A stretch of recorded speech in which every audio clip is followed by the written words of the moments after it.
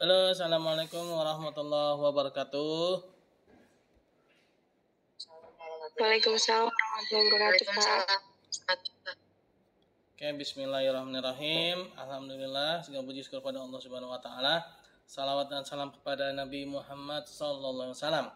Ya, baiklah teman-teman, sebelumnya mohon maaf ini saya terlambat banget ya karena tadi ada keperluan sedikit.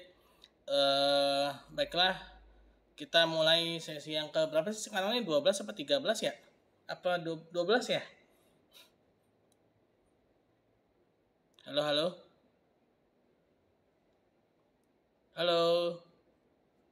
Ini udah pada on belum ini? Udah, Pak. Sepertinya 12, Pak. Oke. 12 ya. Pak. Ya, temanya pertemuan ke-12 ini mengenai Pancasila sebagai suri tauladan. Nah, ini Pancasila sebagai suri tauladan. Bagaimana nih konsepnya ya? Nah, Pancasila sebagai suri tauladan ini adalah suri tauladan terhadap ideologi ya. Jadi ideologi itu ya terhadap ideologi juga gitu ya. Lain kalau misalkan manusia ya. Suri tauladan manusia itu untuk manusia ya. Kalau suri tauladan ideologi ya itu berarti buat ideologi juga gitu ya. Jadi di sini maksudnya Pancasila ini dia menjadi contoh buat ideologi-ideologi yang lain ya, yaitu ideologi di luar sana ya, ada yang apa tuh, yang mainstreamnya ya, yang arus besarnya itu ya, itu kan liberalis dan komunis ya. Nah, disinilah Pancasila menjadi suri tauladan ideologi ya. Kenapa? Karena tadi itu ya, liberalis itu dia ideologi yang hanya menitik beratkan pada kebebasan gitu ya. Dia hanya menitik beratkan pada kebebasan. Nah, dia tidak mengatur yang namanya itu ketuhanan ya. Dia tidak mengatur yang namanya itu kemanusiaan. Dia tidak mengatur yang namanya itu persatuan ya. Dia tidak mengatur yang namanya itu kepemimpinan, kerakyatan ya, perwakilan ya. Nah, dia juga tidak mengatur keadilan ya. Nah, itulah liberalis ya. Nah, begitu pula dengan komunis ya. Nah, komunis itu dia hanya mengatur mengenai bagaimana kepemimpinan ya, bagaimana sebuah wilayah atau sebuah negara yang memiliki kepemimpinan yang kuat gitu aja ya. Nah, yang mana pemimpinnya itu mengatur semua hal ya, mengatur semua hal. Rakyat tidak boleh berbeda ya, semuanya harus tunduk di bawah kekuasaan pimpinan. Nah, itu namanya komunis ya, komunal. Halnya namanya komunal ya. Maksudnya komunal itu kebersamaan. Maksudnya kebersamaan ini dia semuanya harus sama gitu ya. Kalau misalkan pemimpinnya itu suruh nanam jagung, ya berarti semuanya harus tanam jagung gitu. Nggak boleh ada yang nanam padi ya, nggak boleh ada nanam yang lain. Nah, itu komunis ya. Nah, baik itu liberalis maupun komunis ya, itu sama-sama tidak mengatur hal-hal yang sifatnya itu abstrak ya, seperti ketuhanan, kemanusiaan ya. Nah, itu tidak ya. Kenapa? Karena memang mereka hanya mengatur pada sistem saja ya, tidak menyentuh pada nilai ya, hanya pada sistem ya, hanya pada produk gitu ya, hanya pada produk lah ya, hanya pada produknya saja. Nah, sedangkan kalau Pancasila itu berbeda ya. Pancasila ini dia ada nilai-nilai ya teman-teman ya, ada nilai ketuhanan ya, yang dimana nilai ketuhanan ini diatur, diserahkan berdasarkan pada masing-masing agama yang ada di negara tersebut gitu ya. Misalnya di Indonesia nih ya, ada Islam, ada Kristen, ada apa lagi, Buddha, Hindu, terus Kristen itu ada dua ya, Protestan dan Katolik ya. Terus sekarang bahkan aliran kepercayaan pun juga dimasukkan ya. Nah, itu diserahkan kepada masing-masing ini ya, apa namanya, individunya ya dalam beribadah ya. Dalam tata cara beribadah serahkan pada agama masing-masing ya. Nah, itu Pancasila ya pada sila yang pertama ya pada dasar negara yang pertama. Nah, dalam ideologi negara lain tuh nggak ada tuh ya liberalis ya, dia bahkan meniadakan Tuhan ya. Liberalis itu dia banyak sekali ya paham-paham pemikirannya itu, dia menganggap ya apa ya, ada tuh ya kata-katanya itu ya, tentang filsafat, ilmu filsafat liberal itu ya. Ya intinya mereka tidak meyakini Tuhan itu ada. Sebenarnya liberalis itu memang arahnya liberalis itu mirip-mirip ke arah ateis ya. Kalau ateis itu kan dia lebih kepada ke ketuhanan ya, masa ketuhanan. Nah, liberalisnya hampir ke arah sana gitu ya. Jadi bebas gitu kan. Makanya kan kalau dalam ekonominya itu ya liberalis itu kan mereka itu akhirnya berdampak pada kelangkaan gitu ya. Kenapa? Karena mereka terlalu bebas gitu ya. Jadi apa-apa mereka keruk ya, mereka eksploitasi gitu kan. Nah, sehingga terjadilah kelangkaan. Nah, berbeda dengan Pancasila ya. Pancasila pertama dia mengakui adanya Tuhan. Nah, mengakui adanya Tuhan berarti sering saya katakan ya, sering saya sampaikan bahwa kalau udah bicara masalah Tuhan berarti bicara juga masalah agama ya. Bicara masalah agama berarti ya ada tata cara bagaimana mengenal Tuhan ya menurut agama dan kepercayaannya masing-masing, lalu kitab sucinya ya, lalu ya utusan-utusannya ya.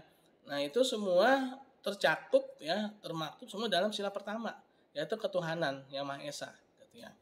Nah, ketika sudah bicara masa ketuhanan itu ya, ideologi Pancasila juga berbicara bagaimana mengatur manusia ya, yaitu memanusiakan manusia atau kemanusiaan ya. Nah, ini ideologi lain lagi-lagi nggak ada. Ini ideologi lain lagi-lagi harus mencontoh gitu ya, mencontoh Pancasila gitu ya.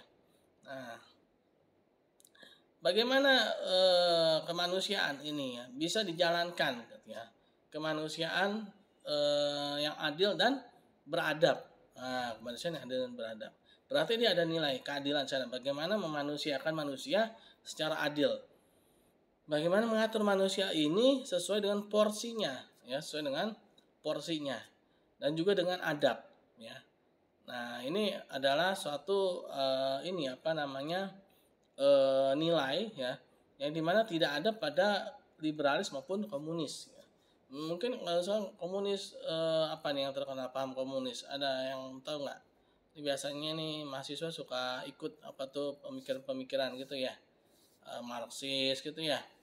Nah, itu di kita ya, di Indonesia ini ya, itu nggak butuh lagi pemikiran-pemikiran tambahan ya seperti Marxis lah, apalah gitu ya. Nah, kita udah punya Pancasila ya. Nah, kita sudah ada yang namanya Pancasila. Nah, Pancasila ini dia lebih lengkap dan dia lebih istilahnya itu mewakili ya jati diri bangsa Indonesia. Kalau misalkan contohnya Pancasila siapa gitu ya? Ya contohnya bangsa Indonesia ini seluruhnya ya, yang mana yang benar-benar telah membuktikan bahwa kita ini dengan berbeda-beda suku ya, kita berbeda-beda agama, berbeda-beda kebudayaan ya, kita selama ini masih tetap nyatu ya. Oleh karena itulah kita harus waspada ya terhadap paham-paham pemikiran-pemikiran ya, yang mana berusaha untuk mengadu domba kita ya, yang berusaha untuk memecah belah kita ya, mulai dari isu agama ya, mulai dari isu ras ya, mulai dari isu kebudayaan ya. Nah, itu semua merupakan langkah-langkah untuk memecah belah negara kita ya, yang dimana kita jangan sampai ya terprovokasi ya, karena selama ini ya itu kita tidak pernah ya berpecah belah gitu loh ya, ketika zaman orde lama ya orde baru ya. Nah, itu secara jati diri bangsa Indonesia kita tidak pernah terpecah belah ya. Oleh karena itulah ya segala macam isu-isu yang berusaha untuk memecah belah bangsa harus kita tinggalkan ya. Misalkan nih ada yang berusaha menghembuskan tentang isu agama ya, tentang radikalisme gitu kan, kita jangan langsung percaya gitu aja ya, kita jangan langsung percaya karena isu-isu mengenai itu ya, itu semakin apa namanya, isu itu semakin dihembuskan ya, itu sebenarnya semakin apa ya, berusaha untuk memecah belah gitu loh. Jadi untuk menghilangkan isu gimana? Cuekin aja ya, cuekin. Anggap nggak ada, itu juga hilang sendiri gitu kan. Kita bisa lihat ya, mungkin teman-teman belum pernah merasakan ya di zaman Orde Baru ya. Itu nggak ada itu yang namanya apa namanya spanduk, poster yang apa namanya menghembuskan tentang bahaya radikalisme. Kenapa? Karena memang nggak ada gitu loh. Dari itu memang nggak ada radikalisme itu ya. Nah, jadi ketika memunculkan apa ada tulisan kayak gitu, itu sebenarnya justru berusaha memunculkan yang tadinya nggak ada jadi ada. Bahkan bisa jadi itu sebenarnya nggak ada juga. Cuman ini dibuat-buat ya untuk memecah belah gitu ya. Justru tulisan-tulisan yang seperti itu ya, itu sebenarnya patut dicurigai, siapa ini yang apa menghembuskan ini ya. Karena selama ini nggak ada, kecuali kalau ada orang-orang dari luar sana ya yang berusaha memfitnah ya bangsa Indonesia ini ya sebagai bangsa yang berpecah belah gitu ya.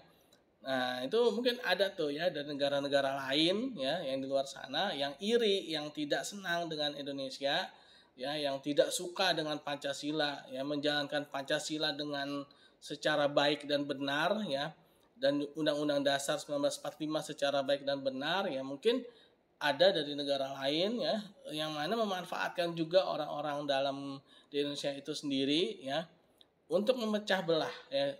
Ya, dia menghembuskan isu-isu itu ya yang sebelumnya belum pernah ada, yang tidak pernah ada, dimunculkan seolah-olah ada, dan apa namanya membuat settingan-settingan ya, membuat sandiwara-sandiwara seolah-olah ada gitu ya, padahal itu semuanya adalah orang-orang bayaran semua gitu ya.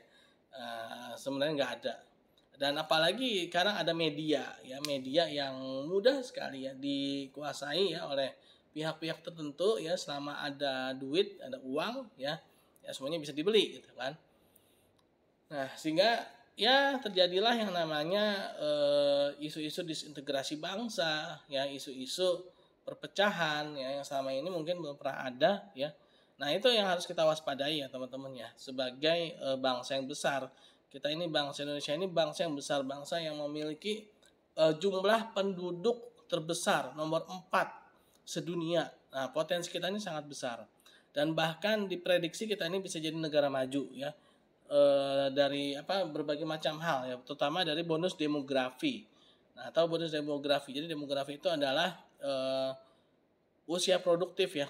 Masih apa namanya adanya potensi peluang usia produktif ya yang mana itu bisa eksis ya pada beberapa puluh tahun ke depan lagi ya. Nah, beda dengan negara-negara lain, Jepang. Nah, Jepang itu dia terancam punah ya.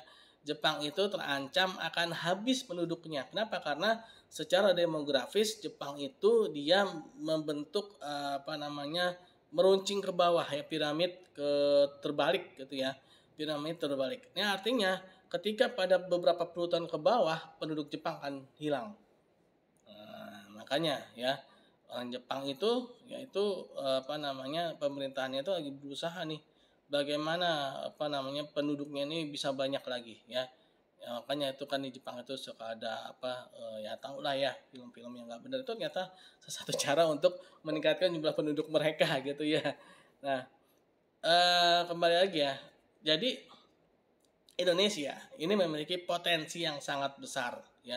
Dari sisi ideologinya bagus sekali Pancasila, ideologinya sangat ideal, mengatur masalah ketuhanan ya. Artinya kita ini kalau sudah mengenal Tuhan itu nggak gampang stres gitu ya, nggak gampang galau gitu kan. Kenapa sih kalau sekarang banyak orang yang galau? Karena dia nggak kenal sama Tuhan ya. Dia nggak kenal sama Tuhan sehingga dia merasa hidup sebatang kara, dia merasa hidup seorang diri ya di dunia ini karena dia nggak kenal sama Tuhan ya. Nah, ini Pancasila ini dia menempatkan Tuhan ini nomor satu gitu ya. Nah, lalu setelah itu memanusiakan manusia dengan sesuai dengan porsinya, dengan adil, dengan adab gitu ya, lalu bersatu, lalu dipimpin ya, dipimpin lalu menciptakan lagi keadilan ya. Nah, itu kan suatu pemikiran yang luar biasa, itu suatu contoh ya dalam suatu ideologi. Bukan hanya ideologi yang berbicara masalah kebebasan pada liberalis maupun yang komunis itu kepemimpinan yang mutlak gitu kan. Nah, tapi dia juga bicara bagaimana manusia-manusia ini dia juga manusia yang bertuhan gitu ya, yang memiliki Tuhan, yang memiliki agama gitu, sehingga mereka tidak mudah dipecah belah gitu kan. Nah, itulah ya Pancasila sebagai suri tauladan teman-teman. Jadi semua ideologi ya di negara ini ya, semua ideologi di dunia ini ya dia harus melihat bagaimana Pancasila ya, bagaimana Pancasila. Oleh karena itulah ya sangat aneh, lagi-lagi saya katakan ya, sangat aneh ya ketika ada suatu ideologi ya, ada suatu pemikiran ya dengan mengatasnamakan ya, Pancasila gitu ya, justru malah mengadu domba antara Pancasila dengan agama ya, Pancasila dengan kitab suci ya, padahal Pancasila itu sendiri ya berbicara tentang Tuhan ya. Bicara tentang Tuhan berarti juga bicara tentang agama. Berarti agama itu ya sudah masuk dalam Pancasila gitu, bukan justru dicerai-beraikan, diadu domba gitu ya. Nah, ini pernah terjadi itu dulu ya ketika masa-masa adanya partai komunis berkuasa ya. Itu memang ada pecah belah sana kan. Bahkan kita disuruh konfrontasi dengan Malaysia ya. Kenapa? Ya untuk ini sebenarnya ya. Kalau konfrontasi ya, kalau perang ya. Nah, perangnya ini perang tanpa sebab sebenarnya.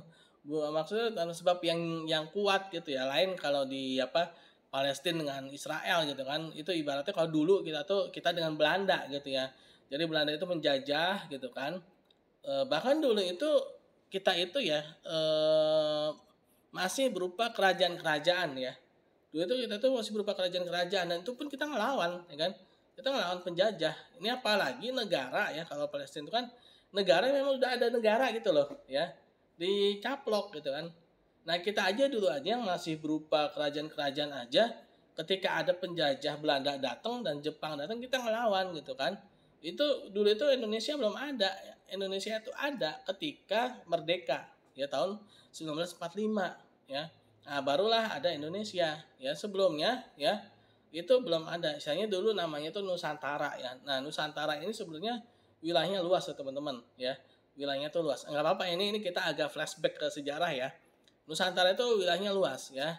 Itu sampai ke Filipina ya. Kepulauan Filipina itu Nusantara sebenarnya. Ya, itu luas banget tuh Nusantara tuh ya.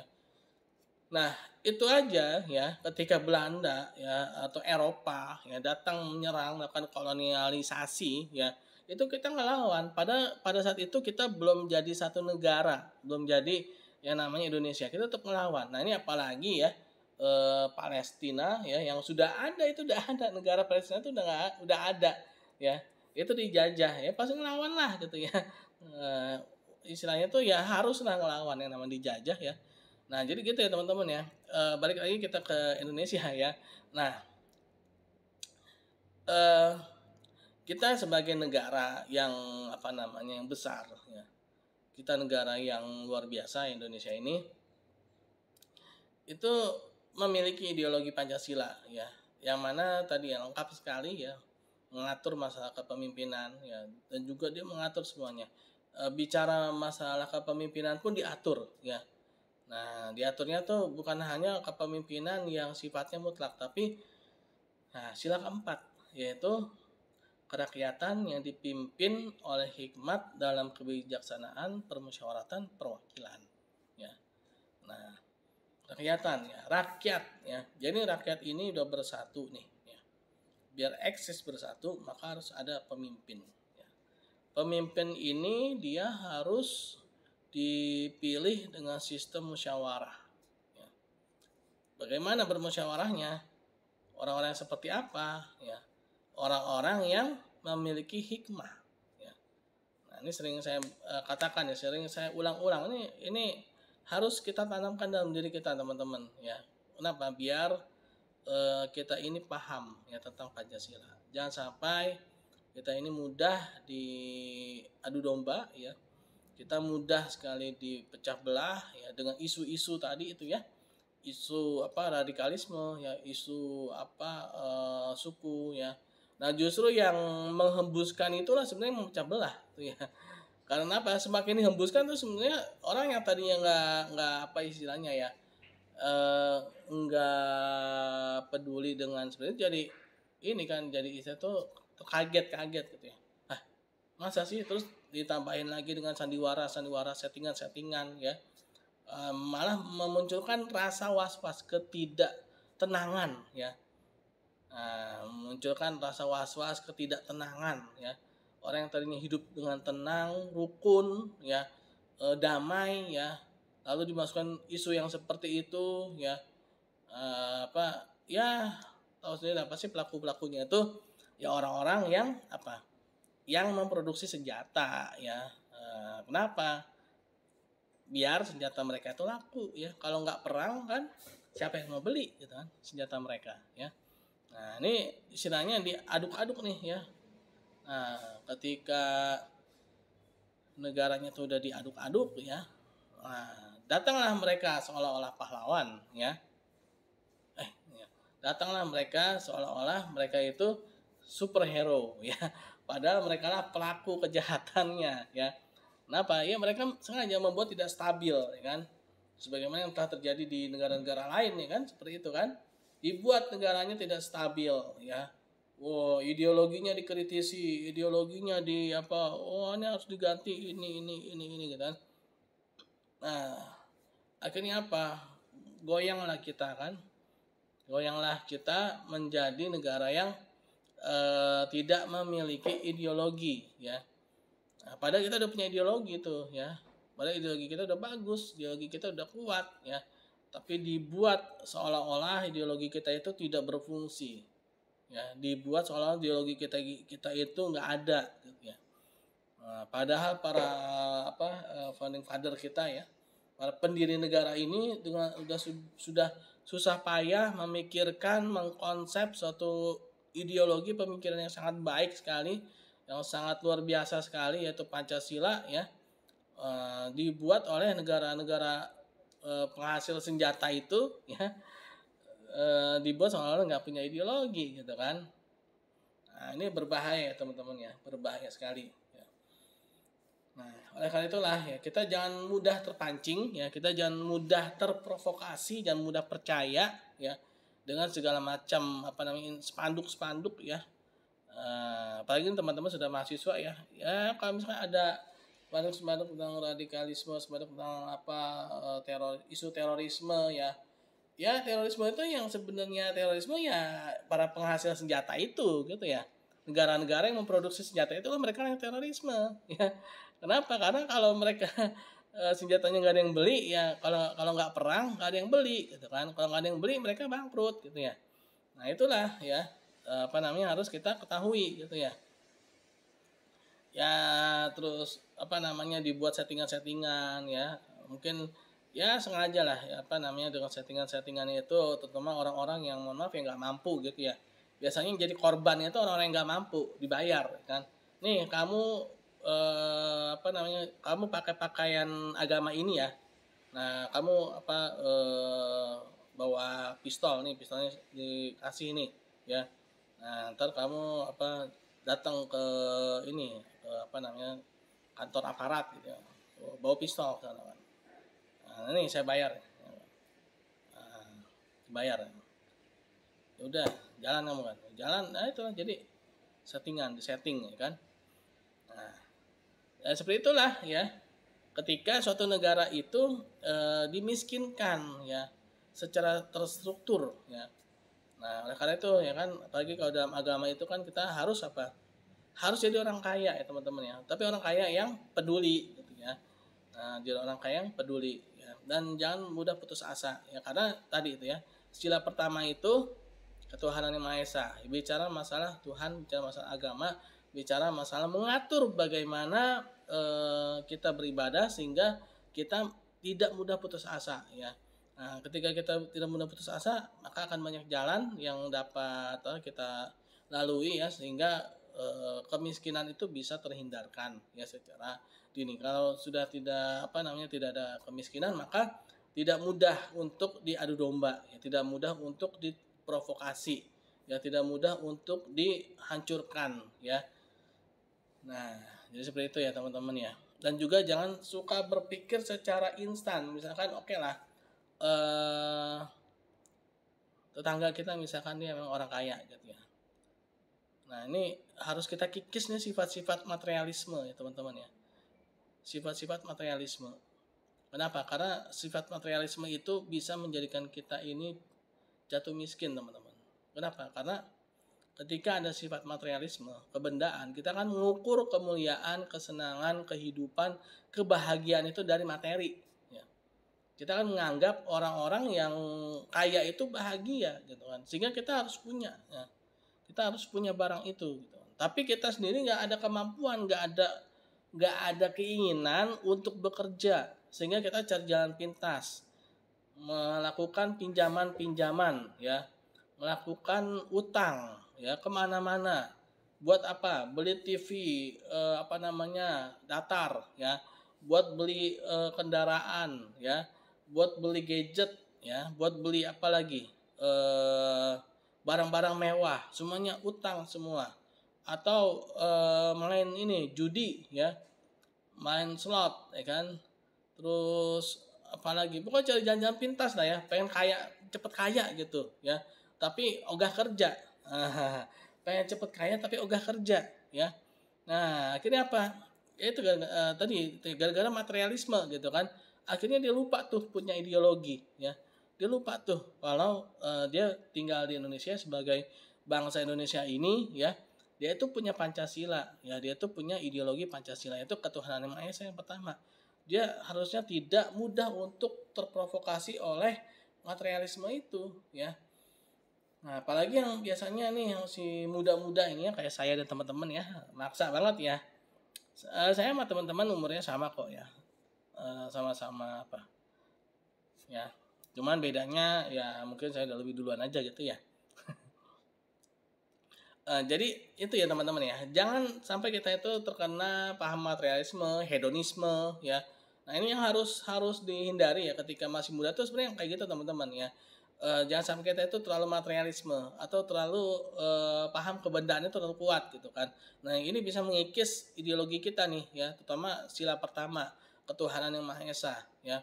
Nah, ketika kita sudah terkikis ya, kita lupa pada Tuhan, kita melegalkan, menghalalkan, pokoknya segala macam cara kita ambil gitu ya untuk memuaskan hawa nafsu kita gitu kan. Nah, udah tuh lupa Tuhan ya, bahkan ya amit-amit gitu sampai-sampai melakukan kriminal, mencuri gitu kan. Nah, ini kan suatu hal yang sangat-sangat berdosa, yang sangat-sangat salah gitu ya. Nah, itu gara-gara tadi ya, dia materialisme, hedonisme ya, ngelihat temennya udah gitu temannya nggak peka lagi kan. Udah tahu temennya tuh orang nggak mampu gitu ya, bukannya dibantuin malah dipamer-pamer gitu kan. Ya, pamer-pamer kendaraan bermotor lah, biasanya cowok nih ya, motor sport gitu ya. Udah tahu temennya itu orang nggak mampu, ya jangan gitulah ya, istilahnya tuh tahu lah kondisi sekitar ya. Nah, jadi harus ada rasa peduli gitu ya, harus ada rasa kepekaan sosial teman-teman ya.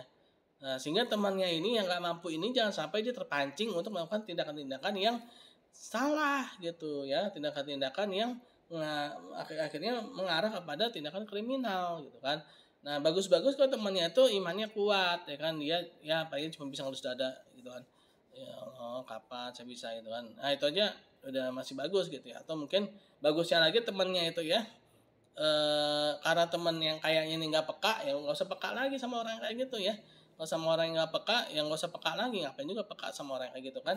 Cuekin aja ya, lo punya mobil, lo punya motor, terserah gitu ya. Yang penting saya bahagia dengan hidup saya yakin bahwa Tuhan itu maha adil ya, ada Tuhan ya, ketuhanan yang Maha Esa, Tuhan itu ada. Saya sebagai manusia, saya bisa menempatkan diri saya secara adil ya, saya memiliki adab, sopan santun ya, dan juga saya merasa bagian dari bangsa Indonesia ini. Saya merasa ada pemimpin di negara ini yang bisa menciptakan keadilan gitu kan. Nah udah cukup gitu ya. Jadi ketika ada orang yang memiliki harta yang lebih, udah biarin aja ya. Jangan mengharap untuk diberi ya, jangan mengharap untuk dikasih ya, kecuali kalau dia yang ngasih ya. Kan konsepnya itu jangan meminta kalau nggak diberi, dan jangan menolak kalau dikasih ya. Oke, jadi seperti itu ya teman-teman ya, Pancasila sebagai suri tauladan ya. Nah, jadi gimana, ada yang mau ditanyakan? Absen kita biasa ya teman-teman. Kita absennya dengan mengisi kolom komentar ya. Mengisi kolom komentar ya pada nanti ya link YouTube ya. Dan teman-teman mohon ya, ini tolong ya kepekaannya untuk mengisi absen ya. Karena nanti kalau tidak ada yang mengisi ada yang tidak mengisi ya mau nggak mau jadi tidak diabsen ya. Tidak tidak terabsen. Jadi seperti itu teman-teman, sudah jam 9:30 ya. Mohon maaf tadi saya terlambat. Oke, ada yang mau ditanyakan kah?